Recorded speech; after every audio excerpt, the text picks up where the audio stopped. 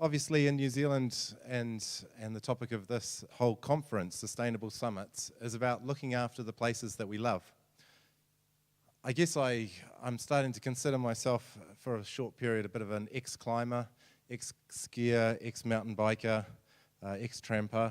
I've had some personal issues, 4 of them actually. I'm hoping when they grow up I can get back into the mountains, but at the moment I'm still involved, still very passionate about the mountains.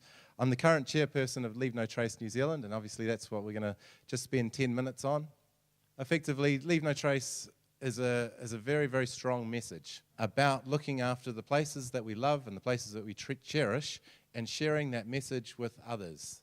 That means others around us, friends, family. How do I teach my children? Schools, educational institutes, moving on to other New Zealanders, visitors to national parks, and then finally, obviously, we have international visitors to New Zealand. So there's a whole range of areas where Leave No Trace, I think, is a really good solution-focused idea. So I guess when you look at Leave No Trace and you say, well, what is Leave No Trace? Leave No Trace is 7 principles. These 7 principles were actually picked up by the Department of Conservation 3 years ago, replaced the Environmental Care Code. The Environmental Care Code and many other care codes that we have around New Zealand, very much concerned with do's and don'ts. Please do this, please don't do that. Carry this, don't leave footprints, take only photos. There's all this sort of mixed up messaging. Leave No Trace condenses it down to 7 principles, effectively, and these aren't do's and don'ts. These are actually starts as a start of a conversation about environmental ethics and looking after the places that we love. So effectively, Leave No Trace, simply in its bad headline, is the aspirational goal. The principles then provide the lead-in to how you start implementing that headline goal of leaving no trace wherever we travel or recreate or visit. So I don't want to do a whole Leave No Trace awareness course here. That's not the idea. I just want to keep building on what Leave No Trace is, what its value is, and what it could do for New Zealand in the coming years. First of all, it's an international movement. So it started in the United States in the 1970s, late 1960s, early 1970s, as part of the National Park Service in the States with increasing visitor pressure. Obviously, the States have some pretty amazing national parks. The Park Service really realized they needed an integrated approach across multiple parks so people got the same message. Other countries have picked up on this idea of a coordinated international message. And we've now got Leave No Trace Australia, Ireland, Canada, and most recently Leave No Trace New Zealand. What's quite ironic is having all of these branches now formed, Leave No Trace United States have actually said, oh, I'm not sure if we really want to be the global leader, so there's actually a bit of a hold on new branches. But it's quite interesting that there's a large amount of interest throughout the South Asia region in terms of implementing exactly the same principle-based environmental ethics.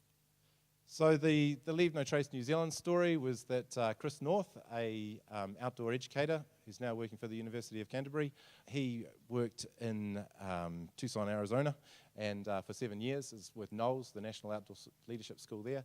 Got to know the Leave No Trace message very well. When he returned to New Zealand, he was very keen to see New Zealand get some of the benefits and could see the value to New Zealand of Leave No Trace. So he formed the branch in 2009. Soon after, I came back from overseas, from being overseas in Africa for 4 years.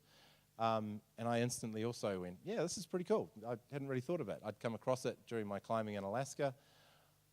But really, it's a small group. It's an incorporated society, charitable organization, and we've spent quite a number of years slowly building the resources that we need.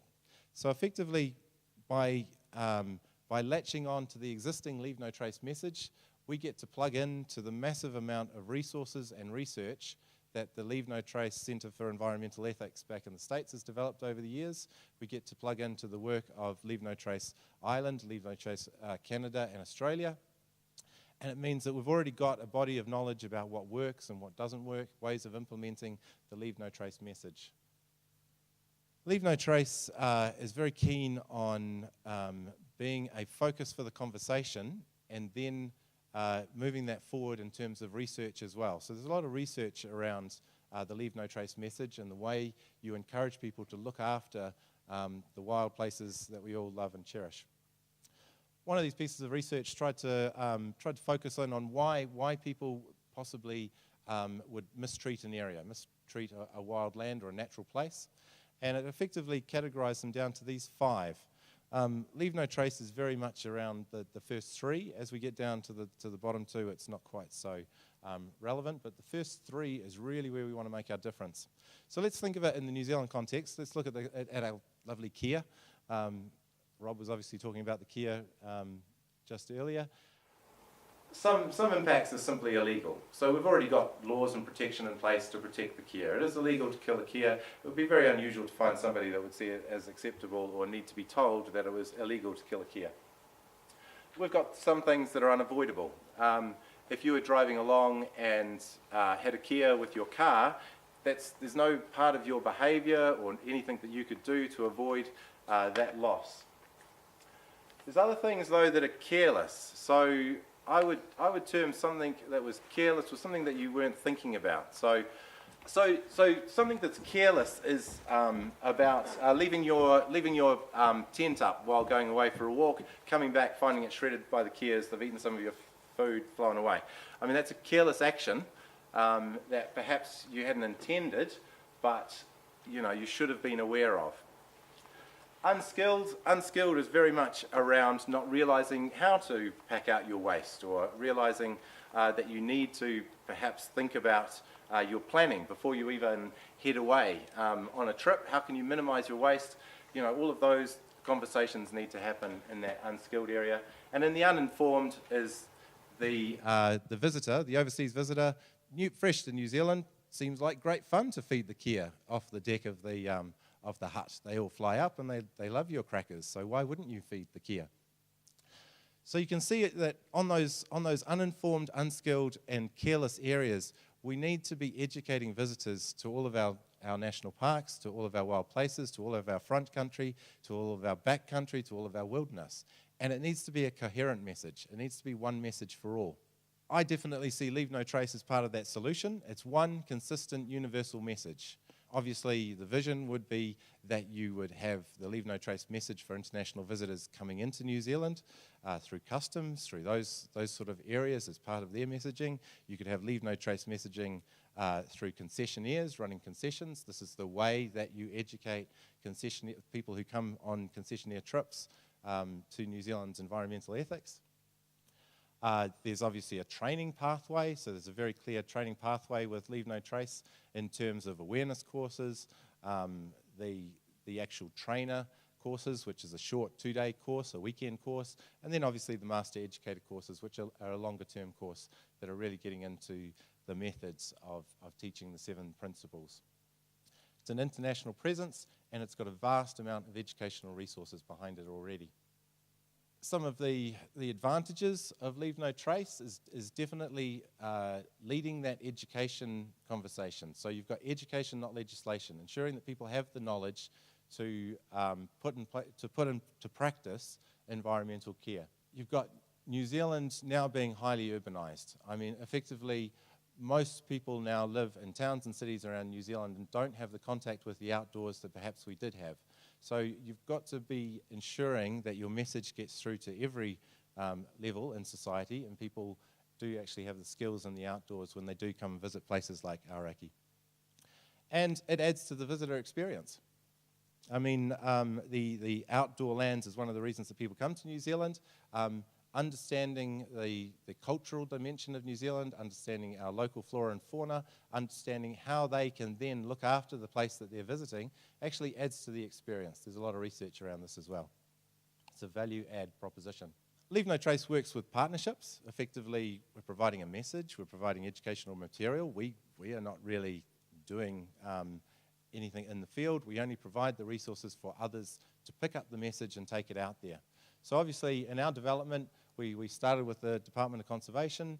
We've moved through Hillary Outdoors and Outward Bound, now have trained instructors, have master educators, have a set of master educators able to deliver courses to people. We've also got some independent trainers around New Zealand. We've also got partnership agreement with Mountain Safety Council. So the DOC partnership has progressed over the years. about 3 years ago, the 7 principles were adopted in replacement for the Environmental Care Code. That's now the 7 principles now are up on the DOC website, and slowly signage around New Zealand will start getting the Leave No Trace signage appearing where the Environmental Care Code now is there. Obviously, that's a long-term facilities replacement. Not going to run around New Zealand replacing a whole lot of signage, but it's something that you will notice and start seeing in the coming years. We've got an online course that was developed for DOC, so that one there's on their website. Have a search for it, and it's an online environmental awareness course that you can take. The next thing that we developed with DOC was actually some learning activities. That was only completed just last month, so that's up on the DOC website and on the Leave No Trace website. So that's a series of educational resources, free for everybody to make use of in whatever area that they are, whether it's a concessionaire, a school group, or just general visitors. And then we're looking now at real projects that we can get the Leave No Trace message providing value for current problems. So obviously, Harry's just talked about the Tongariro situation. Last year we ran a hui with through the TAC group, through RAL and Ngāti was the iwi that we were working with. We also keen to work with Tūwharetoa and the other iwi around the mountain. But that was about bringing people together to talk about how we were going to solve some of the issues of environmental impact in that region. And we saw Leave No Trace as a way of moving that conversation forward. We're obviously early in the stage. All of these things take time. We've got a plan. We're pretty keen to keep that moving forward, and we've taken the first steps. So the future, I mean, effectively, this is all about spreading the message, getting small amounts of funding. It's amazing what you can do with a small amount of money. Expanding the Tongariro model, possibly to Aoraki, Mount Cook, to other pressure areas, Milford Sound, and extending the partnerships and the message. So thanks very much for your time.